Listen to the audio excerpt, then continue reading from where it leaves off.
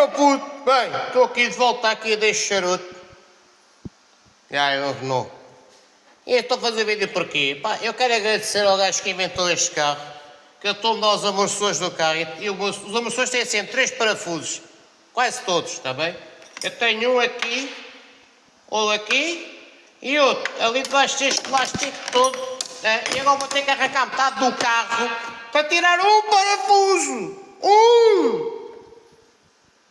Isto é normal, meu! Depois eles, é para da cara e não sei o quê, eu tenho que desmanchar metade do carro para sacar um parafuso, é para botar tudo outra vez. Isto gente a partir desta vez é que está a apanhar sol da Costa da Caparica há 500 anos, não é? Foz, vá lá, vai, meu. Meus queridos divinos Renosa. Ai, vamos lá, tem que ser, meu, a malta paga para isto, mas pronto. Está quase na hora do almoço. Malta, e o Bitcoin?